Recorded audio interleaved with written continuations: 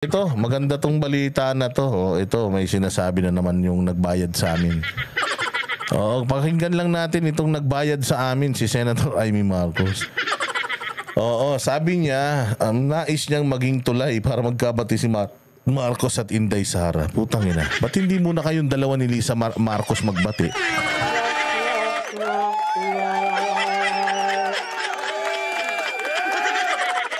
Kayo muna kaya ni Lisa Marcos ang magbati. Pagbabatiin mo na si Inday tsaka si Bongbong, kayo nga ni Bongbong, di nga kayo bati.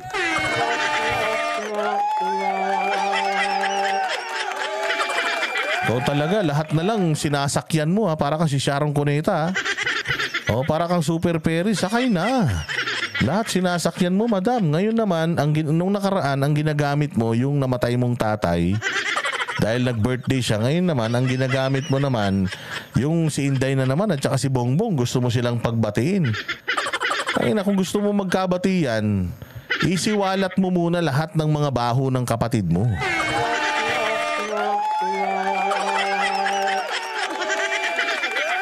Isiwalat mo lahat ng baho, isiwalat mo lahat ng kabulastugan, umamin ka na may history ito.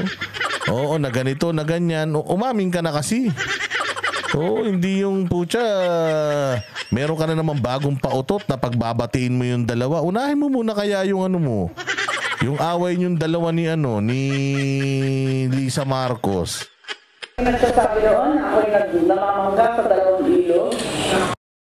Maraming nagsasabi noon, ako'y namamangga sa dalawang ilog. Ang ninanais ko ay ako ang daan kung saan magtatagpo ang lahat ng ilog. Ha? Dahil na ikaw ang daan para magtagpo ang lahat ng ilog? Yung ilog mo, ayusin mo. Oh, yung ilog mo, ang ayusin mo, yung ilog mo papunta sa pamilya mo. Oh, kasi balita ko matagal mo nang hindi nakikita yata yung hindi ka na nakakasama sa nila, family gathering tuwing linggo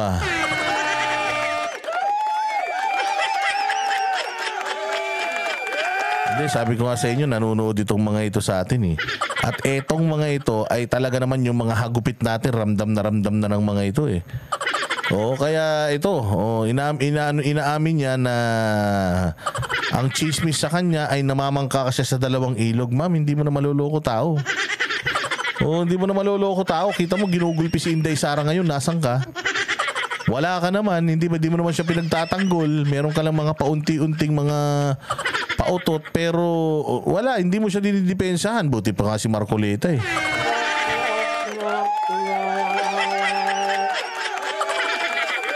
Kaya pala baha daw sa Metro Manila, ikaw ang may control sa mga ilog Walang hiya Tangway, ika nga sa atin. Walang kakampihan para walang alitan at walang turuan. Walang kakampihan para walang alitan at walang turuan. Alam mo, nagugulpihin ni Inday yung kapatid mo. At pagdating nung oras na yon, hindi mo kayang iwanan yung kapatid mo because blood is thicker than water.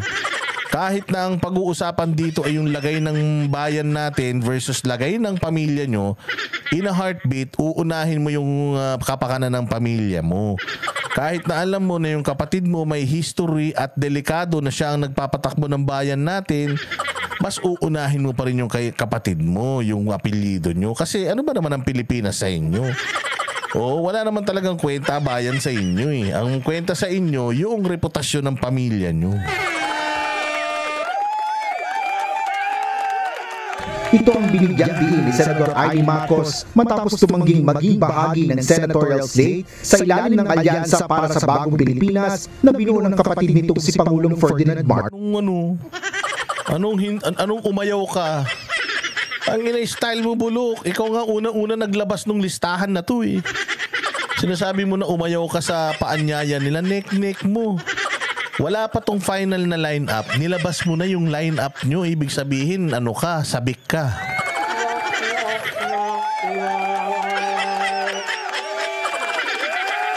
Marcos Jr. Plano ng presidential sister na mag-isa lang na tumakbo sa pagkasenador para sa 2025 midterm elections. Ayon kay Senador Amy Marcos, Ay, sa Mendang. Salamat po sa Mendang. Mabuhay ka. Oo, salamat sa iyong pakulay. God bless. Quote ang kanilang ina na si dating First Lady Imelda Marcos sa desisyon niyang ito. Ngunit paliwanag ang mambabatas, pinipili na lang niyang manindigan na malaya at matatag at walang kakampihan kundi sambayanan. Kung may dalawa kang marapit na kaibigan at sila'y nag-aaway, kakampihan mo ba yung isa laban sa isa? Siyempre, ang gusto mong mangyari, pagbatiin sila. Siyempre, para makinabang ka. Siyempre, parang ikaw yung superhero. Hindi ka dapat kumampi. Oo, kailangan dun ka sa gitna kasi para mag-e-eleksyon pa naman, mapakinabangan mo yung mga loyalistang botante at saka yung mga DDS na botante. Siyempre, alam na namin yung scam mo, madam. Huwag mo na kaming lokohin.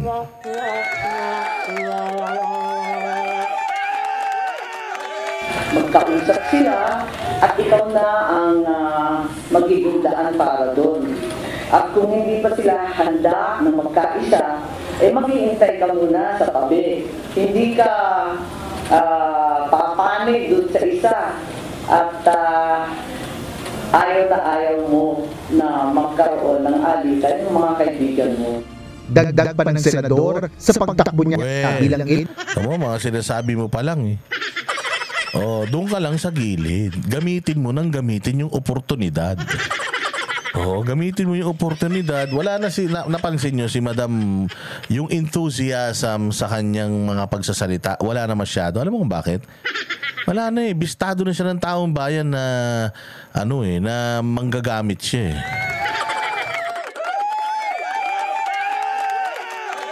Hindi lang to namamangka sa 2 ilog. Pucha, baka nga sa 5 ilog pa namamangka ito eh. Oh, yung mga ganyang style. For the longest time, siguro maloloko nyo tao. Pero ngayon, wala na. Si Inday na mismo ang nag-expose sa'yo, Amy. Si Inday na mismo nag-expose sa'yo na manggagamit ka talaga. Independent candidate ay hindi na ito kailangan pumanig sa isang partido, sektor o personalidad. Sa ganitong paraan niya ay magagawa niya ang mga dapat maisakatuparan. It's a tremendous sacrifice to stand alone. But I need to be free to cross the line, to talk to all parties, and to get things done. Dagdag pa ni Senador Amy Marcos, wala namang problema sakaling maimbitahan siya na umakyat ng entablado ng alyansa ni PBBM. Ngunit kinatatakutan niya ang mainit na halalan at masasakit na banat, kaya maigi na lang niyang lumayo at magsarili. Kasi nga halatado siya. Saan ka naman makakita? Ang dami mong sinasabi tungkol sa pamumuno ng kapatid mo. Tapos tatakbo ka sa ticket ng kapatid mo. Di nabisto ka na niloloko nyo lang yung tao, kayong magkapatid.